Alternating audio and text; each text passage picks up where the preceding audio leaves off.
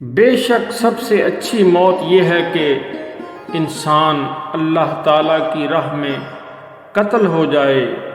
اللہ تعالیٰ کی قسم، اللہ تعالیٰ کی راہ میں تلوار کا 100 زخم بھی بستر پر مرنے سے زیادہ آسان ہے۔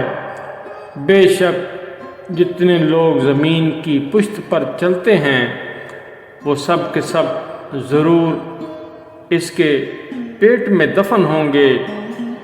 بے شک تیری عمر صرف وہی وقت ہے جس میں تو موجود ہے، کیونکہ گزشتہ وقت چلا گیا اور آئندہ کا کچھ اعتبار نہیں ہے۔ بے شک ان للہ و انا الیہ راجعون کا مطلب یہ ہے کہ ہماری ساری چیزیں اللہ تعالیٰ کی ملکیت ہیں اور وہ ہمارا حقیقی بادشاہ ہے۔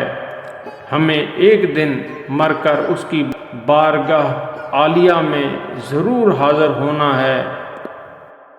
بے شک انسان کے ساتھ 2 فرشتے ہیں جو ہر وقت اس کی حفاظت کرتے ہیں، اور جب اس کی موت آ جاتی ہے تو اسے موت کے حوالے کر دیتے ہیں۔